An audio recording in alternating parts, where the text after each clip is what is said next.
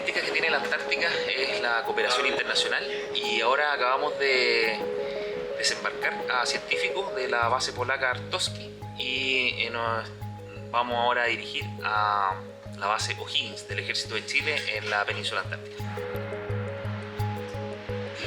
Esperando que se abra un poco el hielo. Es complicado. Un poco bien. Es difícil la condición que tenemos ahora. El trayecto no nos favorece. Estamos esperando a ver si la humedad aumenta para ver las condiciones posibles que podemos. Estamos llenos de hielo, así que estamos evaluando las condiciones para poder tomar una decisión. Estamos a 3.5 millas de Rabacuadonga, donde tenemos que llegar a dejar a personas de ejército. Y si esperamos un poco, a lo mejor se abre y podemos hacer la tarea por helicóptero. No se puede volar, están malas las condiciones, así que no hay techo de nubosidad ni visibilidad para poder volar. No, ahora nos vamos a volver. Las condiciones meteorológicas, las condiciones de hielo y visibilidad no permitieron hacer el desembarco de las personas. El comandante tomó la decisión de tomar las precauciones de seguridad y dar la vuelta. Que hay demasiado hielo a la deriva, así que es muy peligroso para la maniobra y para el público. Aquí está una réplica del mítico James Caird, pequeño en tamaño, colosal en historia. Desde Isla de Elefante, 6 hombres al mando de Shackleton cruzaron 1.300 kilómetros de un océano furioso. 16 días. Sobrevivieron, pero lo peor estaba por venir.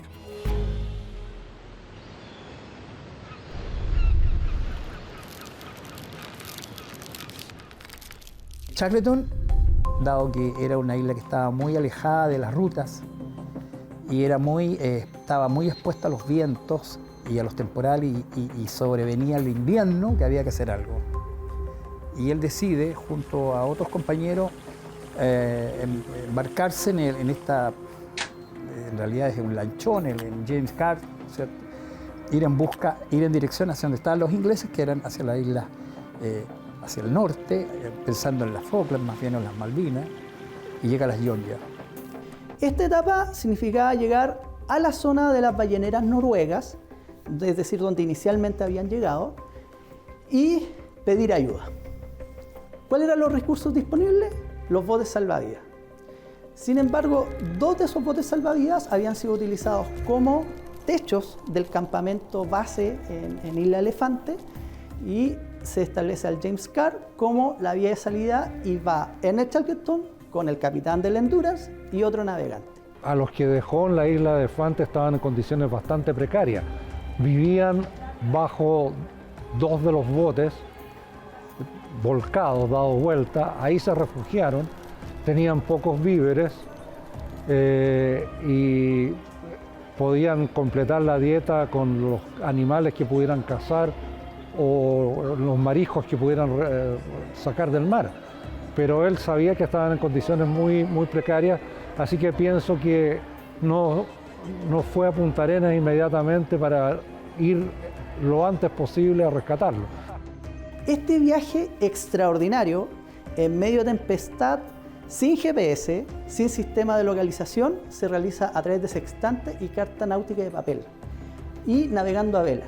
Es de esta manera que aproximadamente encontré una aguja en un pajar en el Océano Austral, que en esa época no se conocía, que no tenía sistema de navegación satelital, llegan al punto de la isla donde estaban los balleneros noruegos.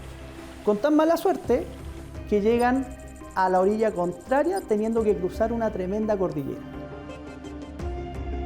Al llegar a la estación noruega, imagínense el panorama como vagabundo entre medio de las calles y llegan hacia la casa del encargado y Ernest Shackleton le dice: necesito hacer un par de preguntas. Primera pregunta es: ¿tienen una cámara? Que es esta faceta de publicista y divulgador de Ernest Shackleton. Segunda pregunta: ¿quién ganó la guerra? Y fue la respuesta del encargado fue: sí, tenemos una cámara. Ah, perfecto, necesitamos una fotografía para demostrar que estamos vivos. y también buscar recursos. Y la guerra ha sido como nunca antes se ha visto, le respondieron en Shackleton, han muerto generaciones de jóvenes y hoy en día hay una línea, que eran las trincheras, que no dan para saber quién va a ganar y cuándo va a terminar.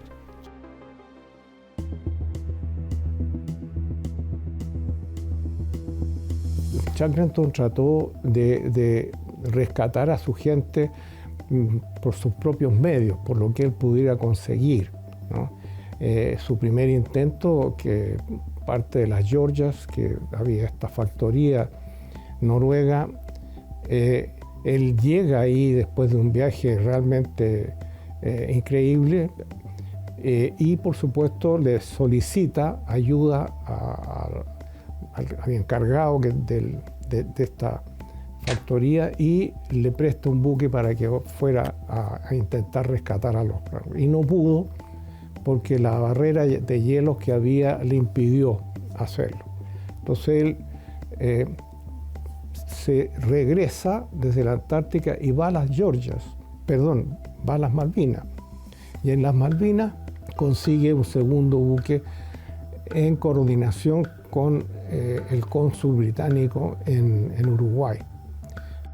Y ahí la colonia británica en Uruguay provee los recursos para poder armar una expedición y el gobierno uruguayo le facilita un buque de la escuela de pesca número 1 porque pertenecía al Ministerio de Pesca, o sea, no era un buque de la Armada de Uruguaya. Y con ese buque va y hace segundo intento y no logra llegar. Gran Bretaña no estaba pasando un buen momento. Tampoco estaba tan interesada en la expedición de Shackleton. Pero él trata de conseguir, primero que todo, apoyo británico. Va a una ballenera, trata de conseguir, va después a las Malvinas o los Falkland, pero le va mal. Le va mal porque las comunicaciones marítimas están complejas y todos los buques están ocupados. De ahí que tiene que hacer, bueno, dice, ¿ya dónde? En Uruguay, porque siempre las expediciones antárticas pasaban por Uruguay. Entonces había un cierto conocimiento, sabía quién podía ser. Y ahí le prestan un barco, pero nuevamente los hielos, el clima antártico hace que la cosa no fructifique. Bueno, el día Fuente Alba se recuerda que el uso de agua caliente será entre las 0800 horas y 0900 horas, además de optimizar en todo momento el uso del agua.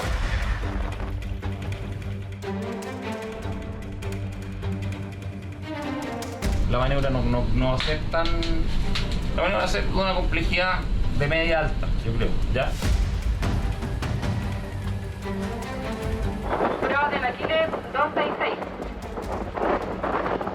Velocidad 0.8 avance. 10% avance exterior, favor parado. Disminuyendo. Centro Mate. Centro. Maniobra de agua va a ser pasada por prueba. Siempre hay que estar atentos acá en este territorio a que la situación vaya cambiando minuto a minuto y uno tiene que ser lo suficientemente flexible para poder hacerlo. Hay una maniobra muy arriesgada por las condiciones climáticas acá, por el viento, se cierra rápido. Velocidad. Parado.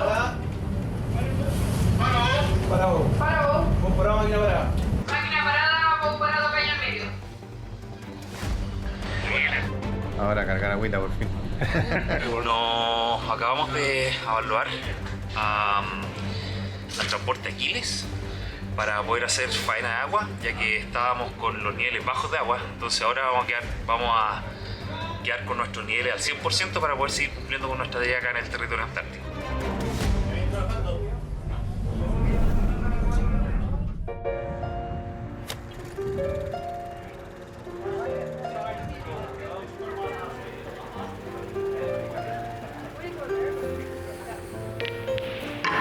Este edificio, entonces el Club Británico, se convirtió en el centro de operaciones de Shackleton en Punta Arenas. En estos salones estaba el corazón de la comunidad británica al sur del mundo. Aquí se trazó el plan del tercer intento de rescate. Una última carta, una última esperanza.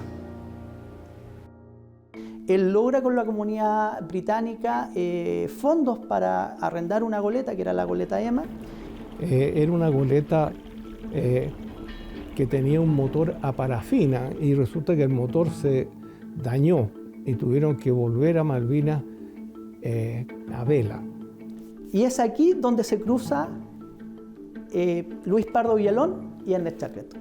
La goleta Emma llega a las Islas Malvinas o Falkland y un escampavía de los grupos de escampavías históricos que está asentado en Punta Arenas es designado por la Gobernación Marítima del Territorio de Magallanes para ir a tractar esta goleta y traerla a Punta Arenas. Es en este viaje donde por primera vez se cruzan estos dos hombres, por lo menos registrados en forma oficial. Y un poco ahí lo que él aprecia, Shackleton aprecia en un momento, cuando traen la Emma de vuelta, es la capacidad que tiene Pardo y sobre todo el liderazgo que tiene. Hay que reconocer que por supuesto un expedicionario antártico británico mira un poquito para abajo a una persona de un rango bajo que le está ofreciendo ayuda, pero es suficientemente inteligente Shackleton para darse cuenta que a lo mejor Pardo con su experiencia es lo mejor que puede tener. Y por eso se ingenia y por eso le pide apoyo al gobierno chileno. Ernest Shackleton hablaba español y evidentemente inglés, y Piloto Pardo también hablaba muy bien inglés. Por lo tanto, lo más probable es que hayan tenido una comunicación muy fluida. Es de esta manera que cuando llegan a Punta Arenas, Ernest Shackleton le solicita una audiencia al jefe del apostadero, que es lo que actualmente podríamos llamar como la comandancia en jefe de la tercera zona naval, para tener ayuda y auxilio del gobierno chileno. El gobierno británico en esa época estaba en plena guerra, Primera Guerra Mundial, no estaba en condiciones de poder distraer uno de sus buques para que fuese al rescate, y es por ello que el gobierno británico recurre al gobierno de Chile a través de su embajada en Santiago y solicita la ayuda de Chile para ir en rescate de los náufragos. Y así se genera entonces este rescate que lidera mi abuelo en 1916.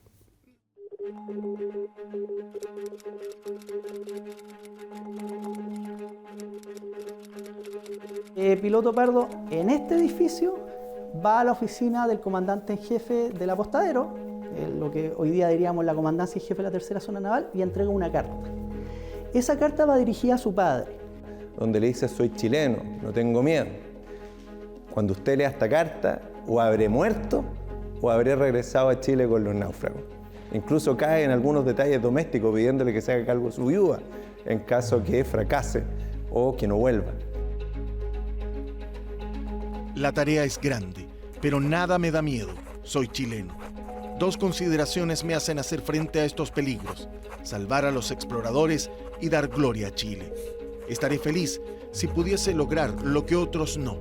Si fallo y muero, usted tendrá que cuidar a mi Laura y a mis hijos, quienes quedarán sin sostén ninguno a no ser por el suyo. Si tengo éxito, habré cumplido con mi deber humanitario como marino y como chileno. Cuando usted lea esta carta, o su hijo estará muerto o habrá llegado a Punta Arenas con los náufragos. No retornaré solo.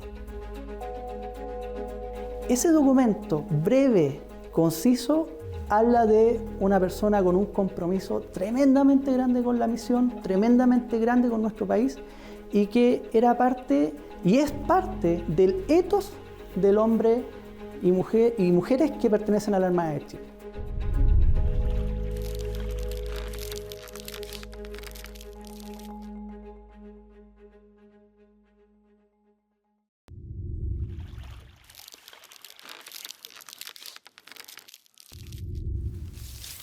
Antes de ser héroe, fue marino.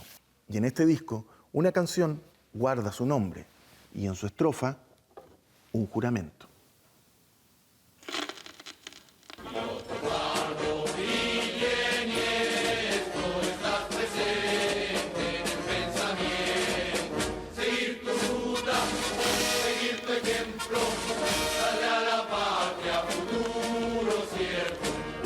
Nacido en Santiago en 1882, eligió el mar por sobre los sables de su padre militar.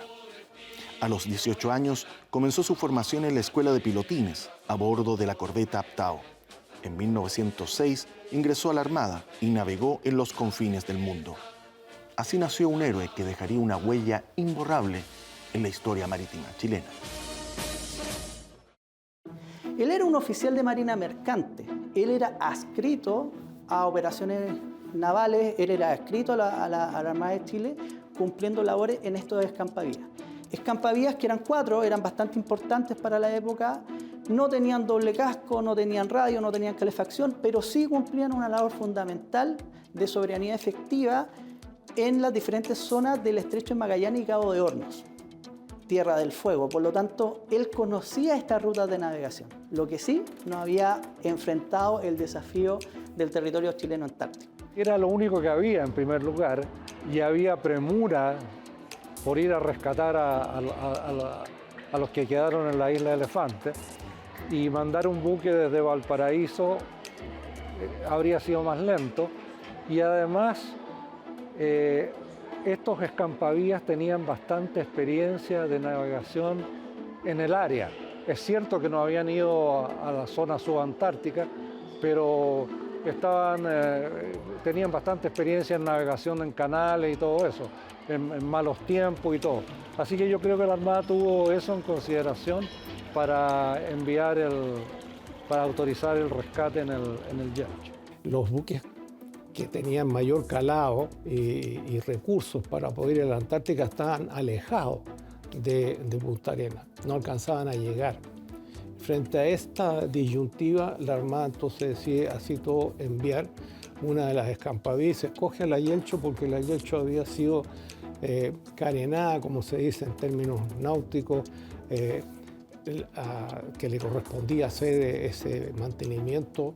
En ese periodo había sido carenada 6 meses antes. Entonces, y la otra escampadilla no había sido y estaba justamente en época de hacer ese proceso. Consecuencia, es en ese contexto en el cual se decide mandar a la Yelcho y buscar el comandante que debiera liderar esto. Y ahí surge la situación que el comandante de la Yelcho estaba enfermo. Y por eso entonces escogen a mi abuelo para que sea el comandante que realice la expedición.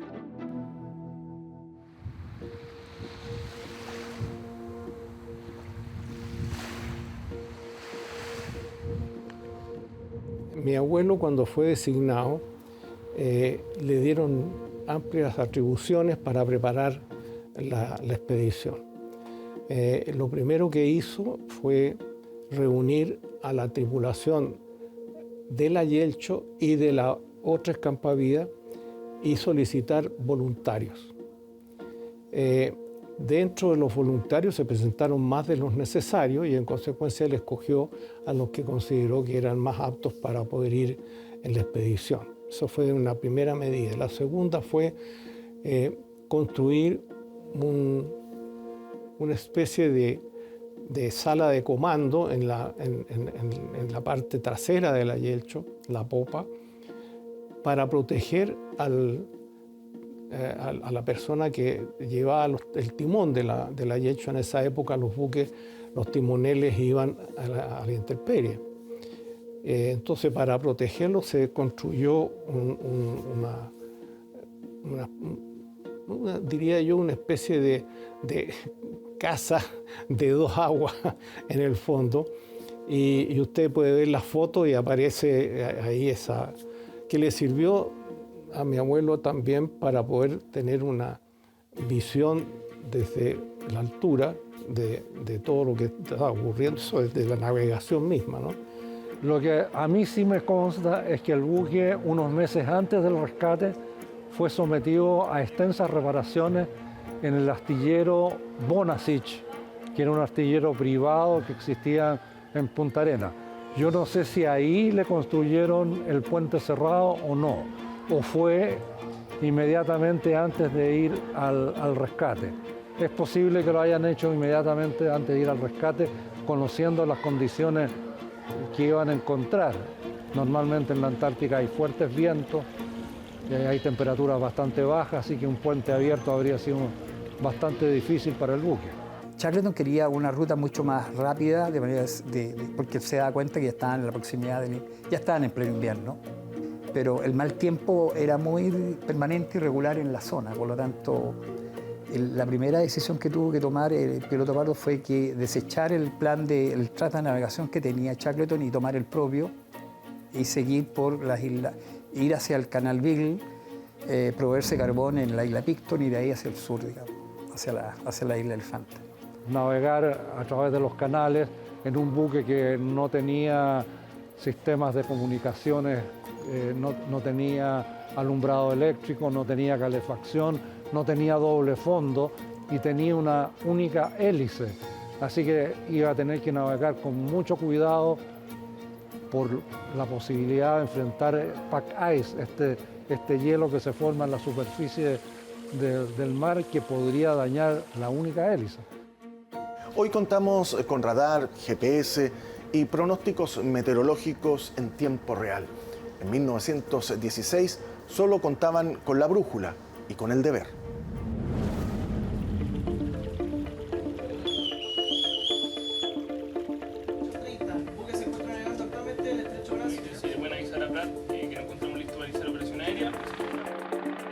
El helicóptero se mantiene en una posición de hover, en el cual entrega la carga en tierra.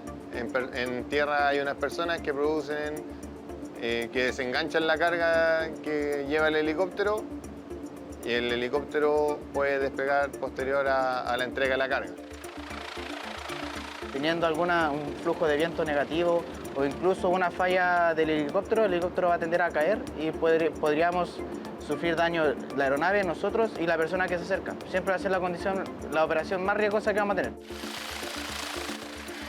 Ahora estamos haciendo el desembarco de la carga en la base Arturo Prat de la Armada de Chile, en la Bahía de Chile, en la península antártica. Estamos ocupando un helicóptero Bravo 105 del destacamento aeronaval de Puerto Williams que está embarcado en el OPB Fuente Alba en apoyo de todas las tareas que tenemos acá en el continente antártico. Ha cambiado mucho en la meteorología, yo creo, en el tiempo que yo he sido marino, en los 30 y tantos años, ha cambiado muchísimo y ahora tenemos una predicción muy certera. Pero la Antártica indica que nunca hay que confiarse, hay que estar permanentemente atento. Sí, esta es la campaña antártica de invierno, esa es donde yo te cuento que está el buque arriba de los hielos. Y ahí estoy, de hecho, ¿Cuál es usted? yo en este minuto sí, estoy aquí, ese. Lo que pasa es que yo era el subteniente el que está en terreno, el que está con el overol arremangado en terreno, y en ese minuto estábamos dirigiendo todas estas actividades. Esta gente que está acá estaba colocando cargas de profundidad, cargas explosivas, para tratar de partir el hielo y que el buque se zafara y saliera. Esto no es normal, por eso está la foto, no es normal que un buque quede atrapado en el hielo. El hecho de haber navegado en un buque que tenía el nombre del piloto Pardo fue muy especial. Tuve el honor de ser parte de esa tripulación. El buque ya tenía muchos años operando en la Antártida, tenía una tradición también marcada por la figura de Luis Pardo Villalón. Ese año, en febrero del año 94, llegamos lo más al sur que ha llegado un buque, que había llegado en ese entonces un buque de la Armada, que fue al paralelo 7012. Y a la vez hicimos la primera Comisión Antártica de Invierno, el año 1994, donde finalmente la Armada pudo darse cuenta que era necesario subir las capacidades de operar en invierno, y al año siguiente llegó el rompehielos Almirante Biela antiguo, el que compramos en Canadá.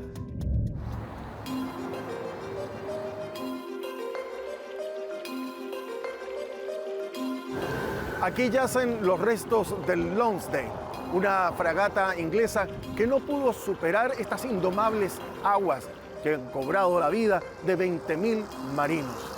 Shackleton y Pardo sabían que al iniciar el rescate debían enfrentar un gran desafío. Por ello, no dejaron nada para la improvisación. Lo interesante es que en este viaje él no habla de las tempestades del mar de Drake.